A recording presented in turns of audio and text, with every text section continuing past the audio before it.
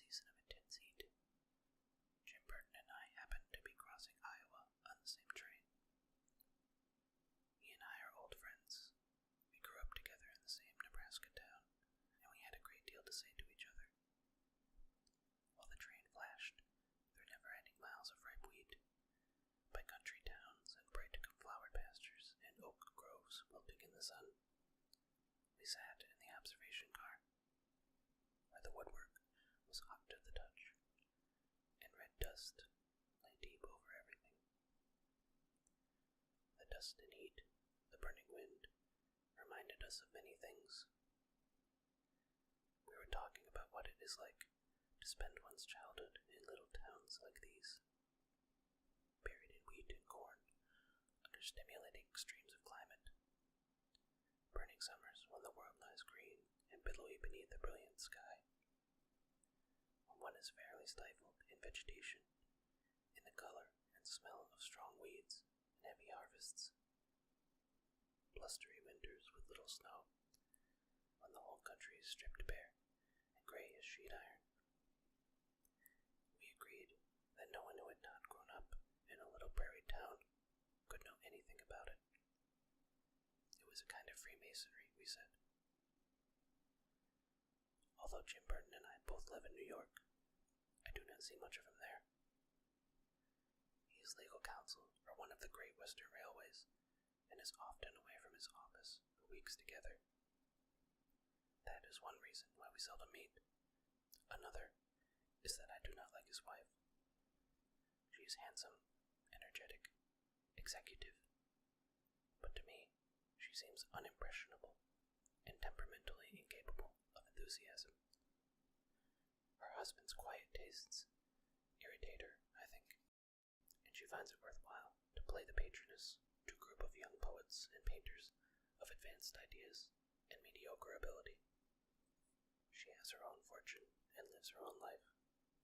For some reason, she wishes to remain Mrs. James Burton. As for Jim, disappointments have not changed him. The romantic disposition, which often made him seem very funny as a boy, has been one of the strongest elements in his success. He loves, with a personal passion, the great country through which his railway runs and branches. His faith in it and his knowledge of it have played an important part in its development. During that burning day when we were crossing Iowa, our talk kept returning to a central figure, a bohemian girl whom we had both known long ago. More than any other person we remembered, this girl seemed to mean to us the country, the conditions, the whole adventure of our childhood. I had lost sight of her altogether, but Jim had found her again after long years, and had renewed a friendship that meant a great deal to him. His mind was full of her that day. He made me see her again, feel her presence, revived all my old affection for her. From time to time, I've been writing down what I remember about Ántonia, he told me. On my long trips across the country, I amuse myself like that, in my stateroom. When I told him that I would like to read his account of her, he said I should certainly see it, if it were ever finished. Months afterward, Jim called at my apartment one stormy winter afternoon, carrying a legal portfolio. He brought it into the sitting room with him, and said, as he stood warming his hands, "Here is the thing about Ántonia. Do you still want to read it? I finished it last night. I didn't take time to arrange it.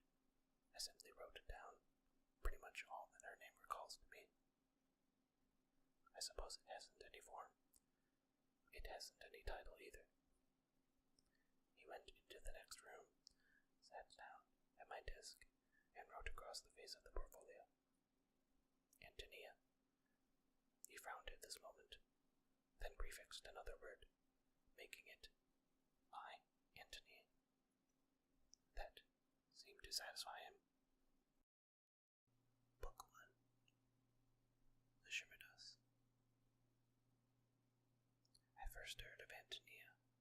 what seemed to be an interminable journey across the great midland plain of North America. I was 10 years old then. I had lost both my father and mother within a year, and my Virginia relatives were sending me out to my grandparents, who lived in Nebraska. I traveled in the care of a mountain boy, Jake Marple, one of the hands on my father's old farm under the Blue Ridge, who was now going west to work for my grandfather. Jake's experience of the world was not much wider than mine. He had never been in a railway train until the morning when we set out together to try our fortunes in a new world. We went all the way in day coaches, becoming more sticky and grimy with each stage of the journey. Jake bought everything the newsboys offered him: candy, oranges, breast collar buttons, a watch charm, and for me, a Life of Jesse James, which I remember as one of the most satisfactory books I have ever read. Beyond Chicago, we were under the protection of a friendly passenger conductor who knew all about the country to which we were going, and gave us a great deal of advice in exchange for our confidence. He seemed to us an experienced and worldly man who had been almost everywhere.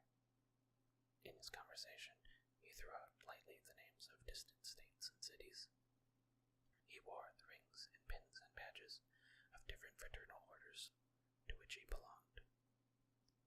Even his cuff buttons were engraved with hieroglyphics, and he was more inscribed than an old Egyptian obelisk.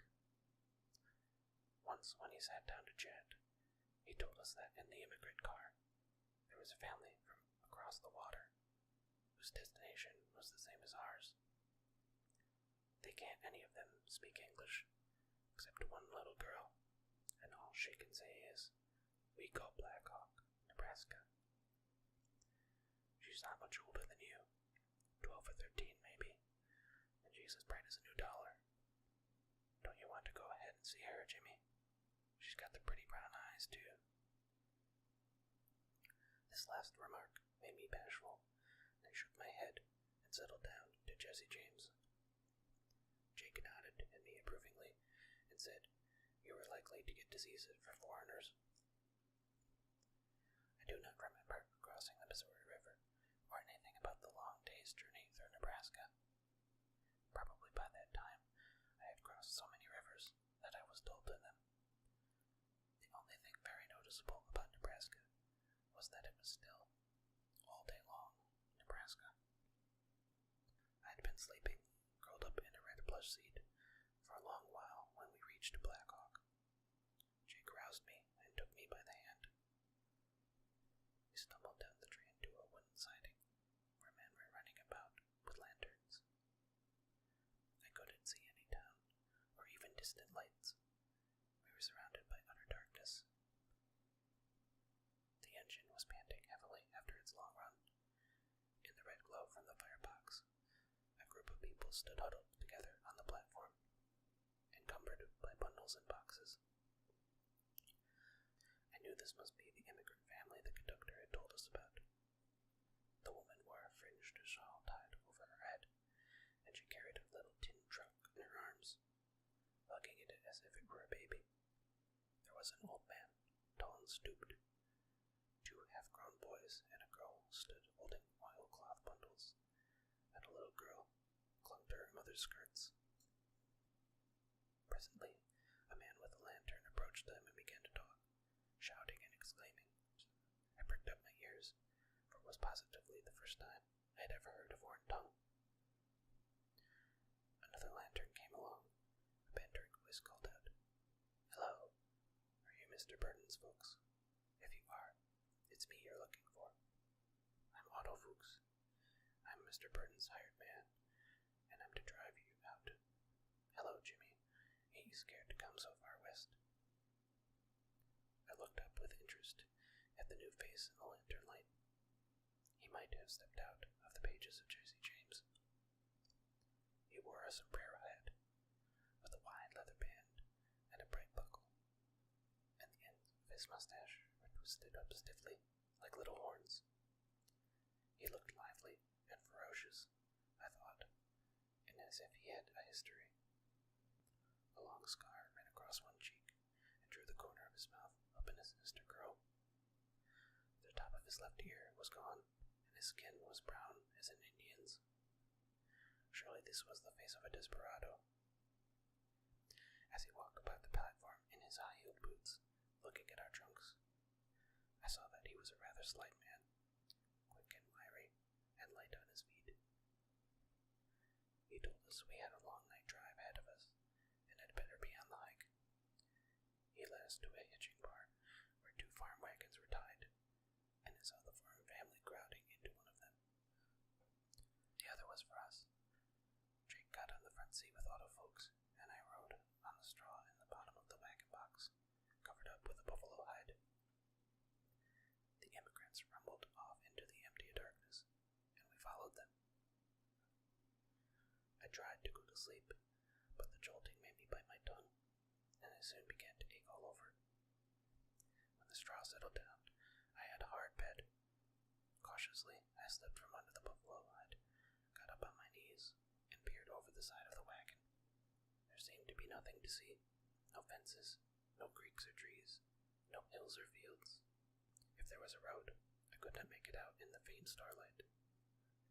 There was nothing but land. Not a country at all, but the material out of which countries are made. No, there was nothing but land. Slightly undulating, I knew, because often our wheels ground against the brake as we went down into a hollow and lurched up again on the other side. I had the feeling that the world was left behind, that we had got off the edge of it, and we were outside man's jurisdiction. I had never before looked up at the sky when there was not a familiar mountain ridge against it, but this was the complete dome of heaven, all there was of it. I did not believe that my dead father and mother were watching me from up there. They would still be looking for me at the sheepfold down by the creek, or along the white road that led to the mountain pastures. I had left even their spirits behind me. The wagon jolted, carrying me I knew not whither. I don't think I was homesick. If we never arrived anywhere, it did not matter. Between that earth and that sky, I felt erased, blotted out. I did not say my prayers that night. Here, I felt what would be, would be. Chapter 2. I do not remember our arrival at my grandfather's farm, sometime before daybreak, after a drive of nearly 20 miles with heavy work horses. When I awoke, it was afternoon. I was lying in a little room, scarcely larger than the bed that held me, and the window shade at my head was flapping softly in a warm wind. A tall woman, with wrinkled brown skin and black hair, stood looking down at me.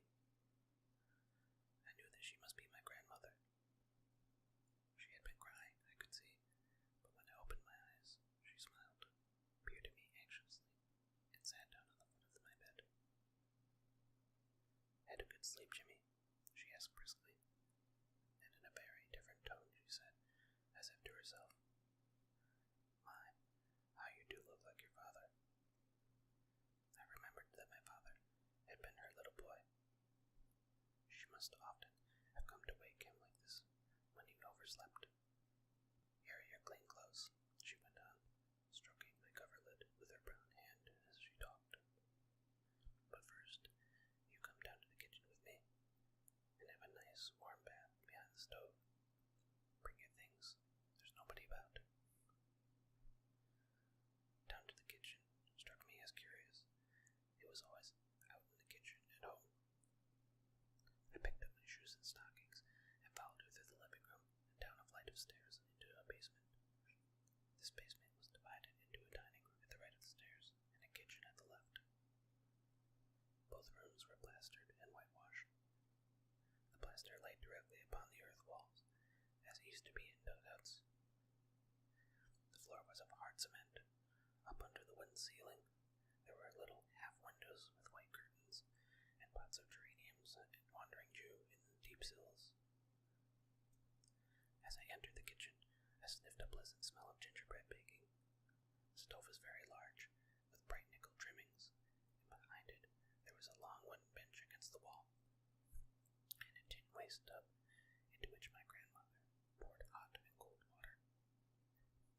when she brought the soap and towels, I told her that I was used to taking my bath without help. Can you do your ears, Jimmy? Are you sure? Well, now, I call you a right smart little boy. It was pleasant there in the kitchen. The sun shone into my bathwater through the west half window, and a big Maltese cat came up and rubbed himself against the tub, watching me curiously. While I scrubbed, my grandmother busied herself in the dining room until I called anxiously, "Grandmother, I'm afraid the cakes are burning." Then she came laughing, waving her apron before her as if she were shooing chickens. She was a spare, tall woman, a little stooped, and she was apt to carry her head thrust forward in an attitude of attention, as if she were looking at something, or listening to something, far away. As I grew older, I came to believe that it was only because she was so often thinking of things that were far away. She was quick-footed and energetic in all her movements. Her voice was high and rather shrill, and she often spoke with an anxious inflection, for she was exceedingly desirous that everything should go with due order and decorum. Her laugh, too, was high, and perhaps a little strident, but there was a lively intelligence in it. She was then 55 years old, a strong woman of unusual endurance. After I was dressed, I explored the long cellar next to the kitchen. It was dug out under the wing of the house, was plastered and cemented, with a stairway and an outside door by which the men came and went. Under one of the windows, there was a place for them to wash when they came in from work. While my grandmother was busy about supper, I settled myself on the wooden bench behind the stove and got acquainted with the cat. He caught not only rats and mice, but gophers, I was told. The patch of yellow sunlight on the floor traveled back toward the stairway, and grandmother and I about my journey and about the arrival of the new Bohemian family. She said they were to be our nearest neighbors. We did not talk about the farm in Virginia, which had been her home for so many years. But after the men came in from the fields, and we were all seated at the supper table, then she asked Jacob about the old place and about our friends and neighbors there. My grandfather said little. When he first came in, he kissed me and spoke kindly to me, but he was not demonstrative. I felt at once his deliberateness and personal dignity, and was a little in awe of him.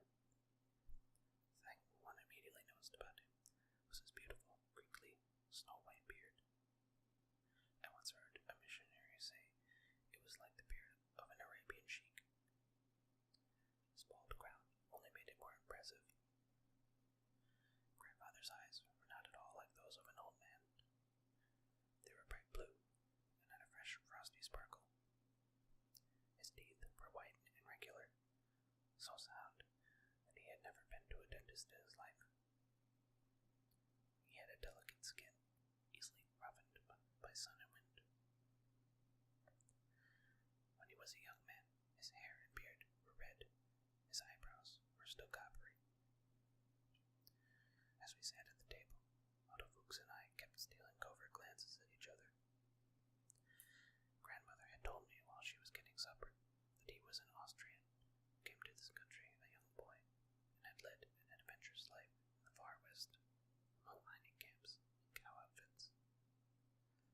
His iron constitution was somewhat broken by mountain pneumonia, and he had drifted back to live in a milder country for a while. He had relatives in Bismarck, a German settlement to the north of us, but for a year now he had been working for grandfather. The minute supper was over, Otto took me into the kitchen to whisper to me about a pony down in the barn that had been bought for me at a sale. He had been riding him to find out whether he had any bad tricks, but he was a perfect gentleman, and his name was Dude. Folks told me everything I wanted to know. How he had lost his ear in a Wyoming blizzard when he was a stage driver, and how to throw a lasso. He promised to rope a steer for me before sundown next day. He got out his chaps and silver spurs to show them to Jacob. maps stitched in bold design, roses, and true lovers' knots, and undraped female figures. These, he solemnly claimed, were angels. Before he went to bed, Jake and Otto were called up to the living room for prayers. Grandfather put on silver-rimmed spectacles and read several psalms. His voice was so sympathetic, and he read so interestingly, that I wished he had chosen one of my favorite chapters in the Book of Kings. I was awed by his intonation for the word Salah. He shall choose our inheritance for us, the exploit of Jacob, whom he loved. Salah. I had no idea what the word meant. Perhaps he had not. But as he uttered it, it became oracular, the most sacred of words. Early the next morning, I ran out of doors to look about me. I had been told that ours was the only wooden house west of Black Hawk, until you came to the Norwegian settlement, where there were several.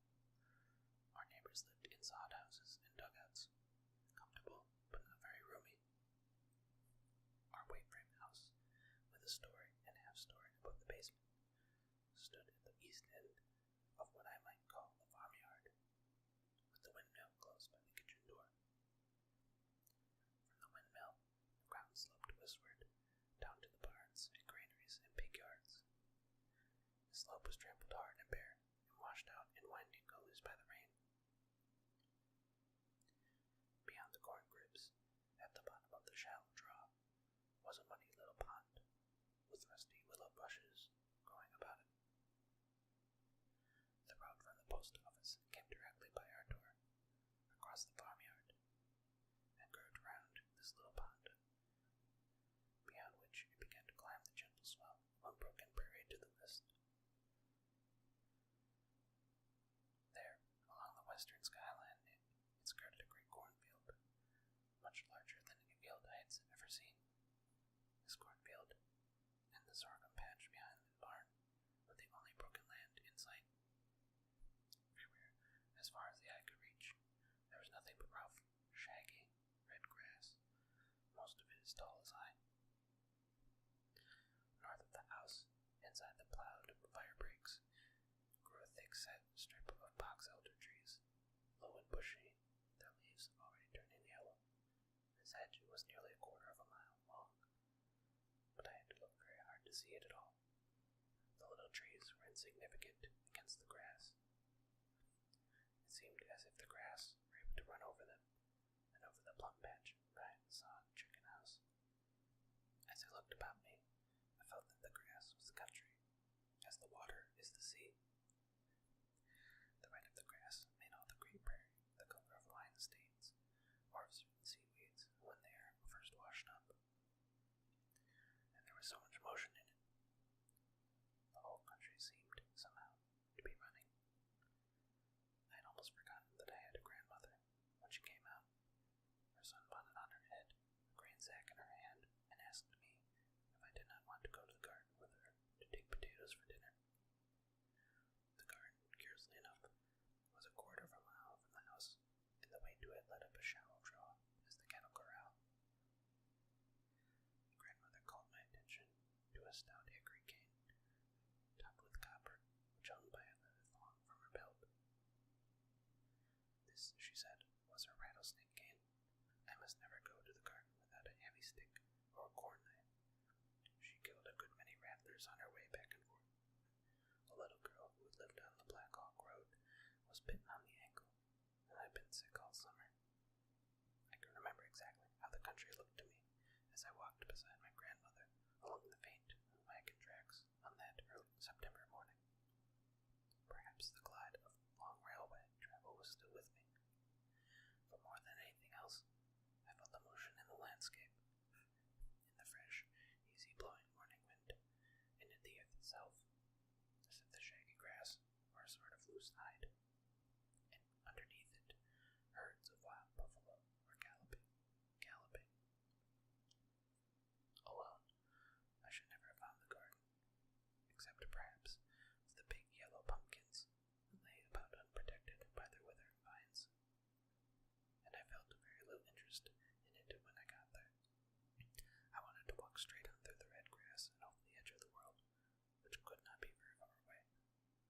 The light air about me told me that the world ended here. Only the ground and sun and sky were left. And if one went a little farther, there would only be sun and sky, and one would float off into them, like the Tony Hawks, which sailed over our heads, making slow shadows on the grass, while grandmother took the pitchfork we found standing in one of the rows and dug potatoes, while I picked them up out of the soft brown earth and put them into the bag. I kept looking at the hawks that were doing what I might so easily do. When grandmother was ready to go, I said I would like to stay up there in the garden a while. She peered down at me from under her sunbonnet. Aren't you afraid of snakes? A little, I admitted, but I'd like to stay anyhow. Well, if you see one, don't have anything to do with them. The big yellow and brown ones won't hurt you. They're bull snakes, and help to keep the gophers down. Don't be scared if you see anything. Look out of that hole in the bank over there. That's a badger hole. He's about as big as a possum, and his face is striped, black and white. He takes a chicken once in a while, but I won't let the men harm him. In a new country, a body feels friendly to the animals. I like to have him come out and watch me when I'm at work. Grandmother swung the bag of potatoes over her shoulder and went down the path, leaning forward a little. The road followed the windings of the draw. When she came to the first bend, she waved at me and disappeared. I was left alone with this new feeling of lightness and content. I sat down in the middle of the garden, where snakes could scarcely approach unseen, and leaned my back against a warm yellow pumpkin. There were some ground cherry bushes growing along the furrows, full of fruit. I turned back the papery triangular sheaths that protect the berries, and ate a few. All about me, giant grasshoppers, twice as big as I had ever seen, were doing acrobatic feats among the dried vines. The gophers scurried up and down the plowed ground. There in the sheltered draw bottom, the wind did not blow very hard, but I could hear it singing its humming tune upon the level, and I could see the tall grasses wave. The earth was warm under me, and warm as I crumbled it through my fingers. Queer little red bugs came out and moved in slow squadrons around me. Their backs were polished vermilion with black spots. I kept as still as I could. Nothing happened. I did not expect anything to happen. I was something the land or sun and felt it, like the pumpkins, and I did not want to be anything more. I was entirely happy.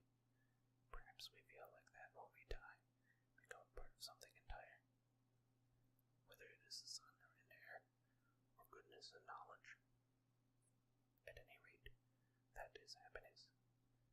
To be dissolved into something complete and great. When it comes to one, it comes as naturally as sleep,